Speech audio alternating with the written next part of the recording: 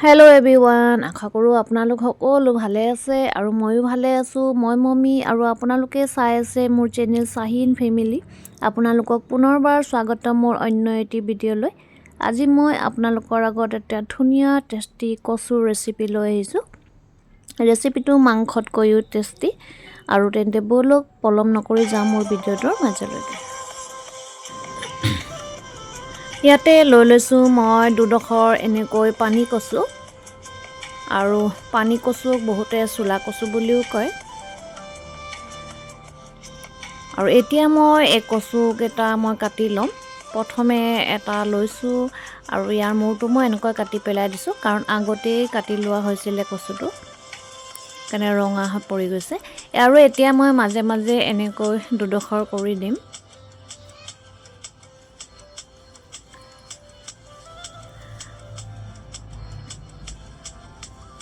আৰু এতিয়া ছাইডৰ গোটেই বাকলিখিনি ধুনীয়াকৈ মই এৰুৱাই ল'ম। এই কচুটোৰ ৰেচিপিটো মই বনাবলৈ ওলাইছোঁ, আৰু আপোনালোকে চাব পাৰিছে মই এনেকৈ কাটি লৈছোঁ। আৰু এই কচুটো কটাৰ এটা ধৰণ আছে, চাই থাকক, আপোনালোকে চালে গম পাব মই কচুটো কেনেকৈ কাটিছোঁ। পানী কচু আপোনালোকে কেনেকৈ বনাই খায়, ভাজি খায় নে কি খায়, কমেণ্টত জনাবচোন। আৰু মই যিটো প্ৰচেছত বনাইছোঁ আপোনালোকে এবাৰ ট্ৰাই কৰি চাবচোন, খাই খুবেই ভাল লাগে।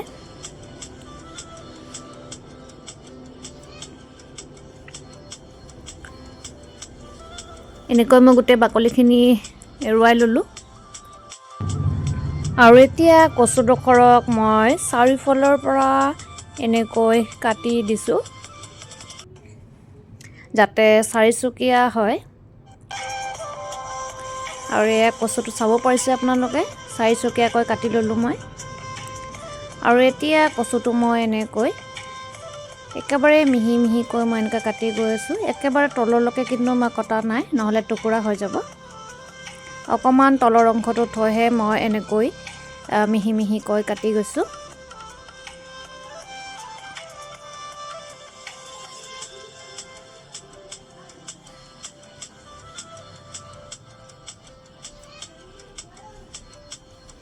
এয়া দেখিছেনে, এনেকৈ মই কাটিছোঁ।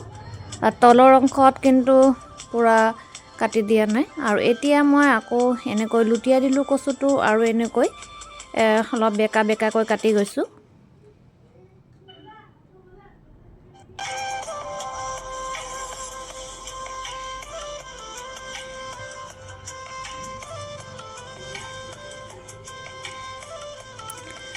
আৰু এয়া দেখিছেনে কি ধুনীয়া হৈ গৈছে, মালাৰ নিচিনা।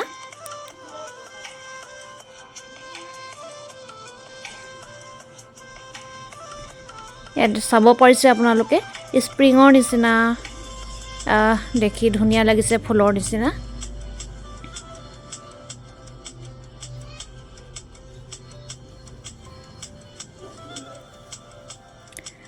আৰু এতিয়া মই আৰু যিকেইটা কচু আছিলে ঠিক এনেকৈ মই কাটি ল'ম আকৌ।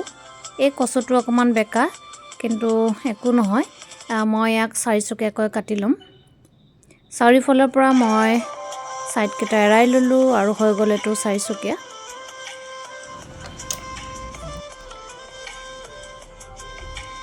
আৰু এইটো প্ৰচেছতে মই গোটেইকেইটা কচু মই কাটি ল'ম।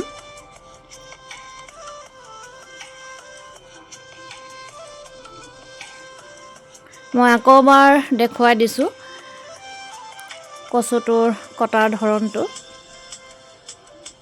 কচুটোৰ বাকলি গুচাই মই এয়া চাৰিওফালৰ পৰা কাটি গৈছোঁ, যাতে কচুডোখৰ চাৰিচুকীয়া হৈ যায়। আৰু এতিয়া মই মিহি মিহিকৈ একেবাৰে কাটি যাম কচুডোখৰক, আৰু একেবাৰে তললৈকে কিন্তু নাকাটো। তললৈকে কাটিলে টুকুৰা হৈ যাব।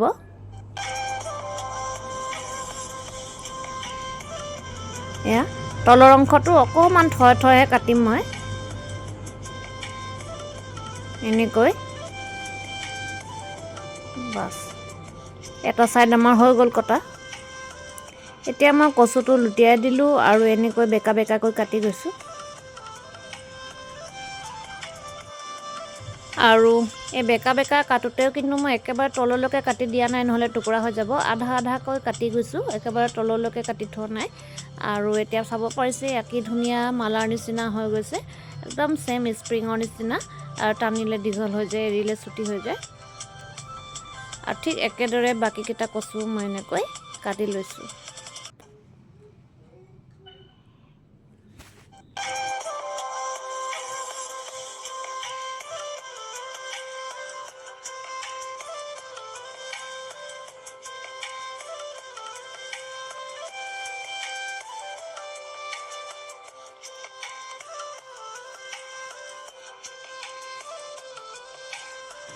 কচুকেইডোখৰ মই পানী দি এনেকৈ ধুনীয়াকৈ ধুই লৈছোঁ। আৰু এতিয়া পানীৰ পৰা টুকি টুকি এনেকৈ উঠাই থৈছোঁ। আৰু চচপেন এটাত অকণমান পানী দি লৈছোঁ আৰু ইয়াতে দি দিছোঁ মই এতিয়া হালধি গুড়ি অকণমান।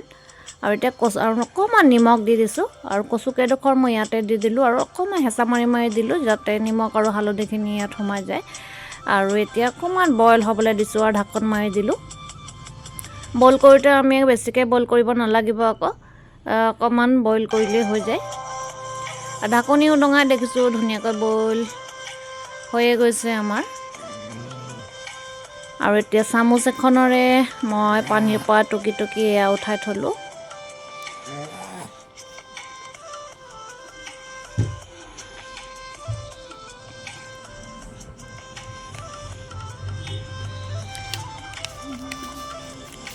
আৰু এতিয়া ইয়াতে দি দিলোঁ অকণমান জালুকৰ গুড়ি। অকণমান জ্বলা জ্বলা হ'লে ভাল লাগিব। আপোনালোকে জালুকৰ সলনি ৰঙা জলকীয়া গুড়িও ব্যৱহাৰ কৰিব পাৰে। আৰু ইয়াতে দি দিলোঁ অকণমান গৰম মছলাৰ গুড়ি। আৰু এতিয়া নিমখ মই আগতে বইল কৰোঁতে দিয়ে থৈছিলোঁ, আৰু সেইটো কাৰণে মই এতিয়া নিমখ দিয়া নাই, কাৰণ বইল কৰোঁতে নিমখ দিছোঁ, নিমখ কচুৰ ভিতৰলৈকে সোমাই পৰিছে। আৰু তো চাৰিওফালে ধুনীয়াকৈ মই জালুকৰ আৰু গৰম মছলা গুড়িখিনি এনেকৈ লগাই দিছোঁ। আৰু এটা ছাইডত লগা নাছিলে, সেইকাৰণে ওপৰৰ পৰা আৰু অকণমান জালুক দি দিলোঁ। আৰু এতিয়া এয়া মই এটা বাতিত মই লৈ লৈছোঁ অকণমান বেচন, আৰু দি দিলোঁ অকণমান হালধি গুড়ি আৰু অকণমান জিৰা গুড়ি আৰু অকণমান ধনিয়া গুড়ি। আপোনালোকে চাব পাৰিছে অকণমান দিছোঁ, আৰু অকণমান সোৱাদ অনুসৰি নিমখ দিছোঁ, আৰু অকণমান পানী এড কৰি দিলোঁ। আৰু এতিয়া মই ভালকৈ মিক্স কৰি দিম আটাইখিনি, যাতে ধুনীয়াকৈ মছলাখিনি বেচনৰ লগত মিলি যায়, মিক্স হৈ যায়। আৰু আপোনালোকে চাব পাৰিছে মই একেবাৰে পাতলকৈও বেচনখিনি গুলি লোৱা নাই, অকণমান ডাঠকৈ হেৰি কৰিছোঁ।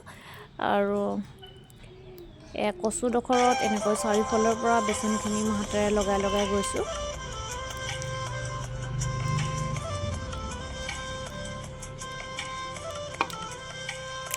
আৰু চাৰিওফালেও এনেকুৱা বেচন লগোৱা হৈ গ'ল। আৰু এইটো প্ৰচেছতে মই গোটেইখিনি কচুতে মই বেচনখিনি এনেকৈ লগাই লৈছোঁ। আৰু ইফালে গেছ অন কৰি মই কেৰাহী বহুৱাই দিলোঁ, আৰু কেৰাহী গৰম হৈ যোৱাত দি দিলোঁ মই সৰিয়হ তেল। আৰু সৰিয়হ তেলখিনি গৰম হৈ গ'ল, আৰু এতিয়া দি দিছোঁ এইডোখৰ কচু কিন্তু আপোনালোকে মন কৰিছেনে, ইয়াত কিন্তু মই বেচন লগোৱা নাই। এইটো মই আপোনালোকক এনেকৈ ফ্ৰাই কৰি দেখুৱাম। বেচন নলগোৱাকৈ এনেকৈ ফ্ৰাই কৰি গৰমে গৰমে ভাতৰ লগত ক্ৰিস্পি কচুডোখৰ খালে খুবেই ভাল লাগে। আপোনালোকে এনেকৈ ফ্ৰাই কৰি খাব পাৰে। আৰু এইডোখৰ কিন্তু মই বেচন লগোৱাটো হয়, বেচন লগোৱাখিনি কিন্তু মই ৰেচিপিটো বনাই দেখুৱাম।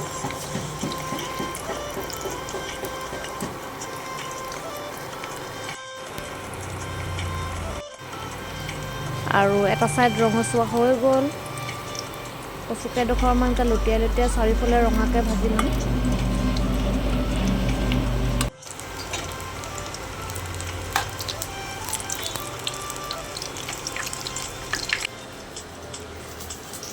আৰু এইডোখৰ কচু হৈছে যিডোখৰত মই বেচন লগোৱা নাছিলোঁ, এনেকৈ বেচন নলগোৱাকৈ ফ্ৰাই কৰিছিলোঁ, আৰু সেই কচুডোখৰ হয়। আপোনালোকে চাব পাৰিছে বহুতে ক্ৰিস্পি হৈছে। আৰু এনেকৈ ফ্ৰাই কৰি আপোনালোকে গৰমে গৰমে দাইল ভাতৰ লগত খাব পাৰে, খুব ভাল লাগে। আৰু চাব পাৰিছে চাৰিওফালৰ পৰা দেখাইছোঁ মই, আৰু কচুডোখৰ একেবাৰে ক্ৰিস্পিকৈ ফ্ৰাই হৈছে।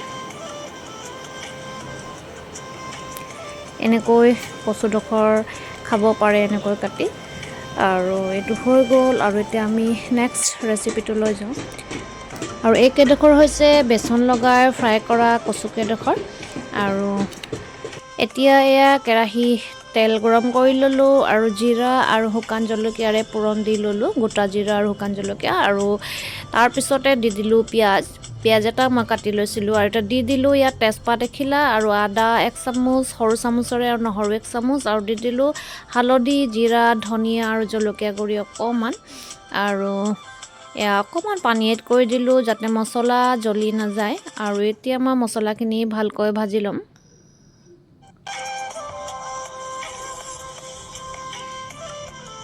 আৰু এনেকৈ মছলা অলপ দেৰি ভাজি লোৱাৰ পিছতে দি দিলোঁ ইয়াত টমেটো চচ এয়া টমেটো চচ আৰু তাৰপিছত মছলাৰ লগত চচখিনি মই আকৌ অকণমান দেৰি ভাজি থাকিলোঁ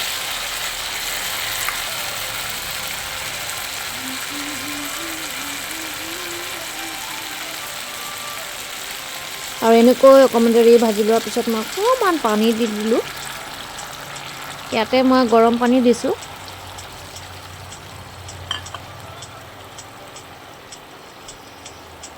আৰু পানী দিয়াৰ পিছতে দি দিলোঁ সেই বেচন লগাই ফ্ৰাই কৰা কচু কেইডোখৰ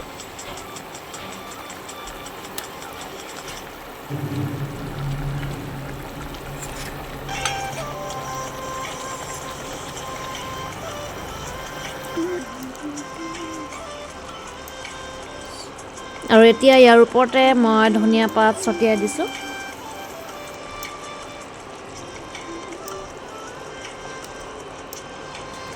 ধনিয়া পাত ছটিয়াই মই ইয়াতে এতিয়া ঢাকন মাৰি দিম ঢাকন মাৰি অকণমান দেৰি সিজাম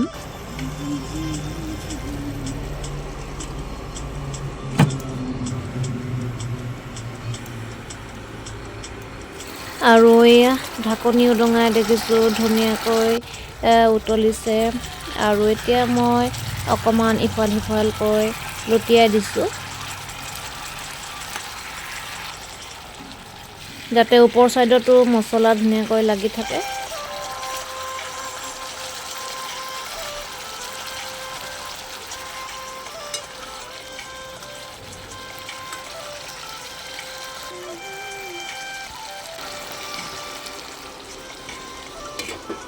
আৰু গেছ মই অফ কৰি দিম এতিয়া কাৰণ আমাৰ ৰেচিপি হৈ গ'ল আৰু অলপ সময়ৰ পিছতে মই উদং কৰি থৈছোঁ অকণমান ঠাণ্ডা হোৱাত বেছি ঠাণ্ডা হ'বলৈ দিয়া নাই কাৰণ অকণমান গৰম হৈ থাকোঁতে খালে খুব টেষ্ট লাগিব আৰু এয়া ছাৰ্ভ কৰিছোঁ এতিয়া পিচটো কচুৰ চালে আপোনালোকে গম পাব ডাঙৰ মাছৰ পেটি মাছৰ নিচিনাই লাগিছে মাছৰ পিচ যেনেকৈ ঠিক তেনেকৈ দেখুৱাইছে আৰু খাবলৈ খুব টেষ্টি আপোনালোকে এনেকৈ ট্ৰাই কৰি চাব পাৰে খুব ধুনীয়া হয় খাবলৈ মানে বনাই খালে গম পাব আৰু কেনেকুৱা লাগে মোৰ এই ৰেচিপিটো যদি ভাল লাগিছে তেন্তে লাইক শ্বেয়াৰ আৰু কমেণ্ট কৰিবলৈ নাপাহৰিব আৰু যিসকলে মোৰ ভিডিঅ' নতুনকৈ চাইছে তেওঁলোকে মোৰ চেনেলটো ছাবস্ক্ৰাইব কৰি বেল আইকনটো ক্লিক কৰি দিব যাতে আহিবলগীয়া ভিডিঅ'ৰ ন'টিফিকেশ্যনবোৰ আপোনালোকে সহজতে পাই থাকে তেন্তে আজিলৈ ইমানে নেক্সট ভিডিঅ'ত পুনৰ লগ পাম বাই বাই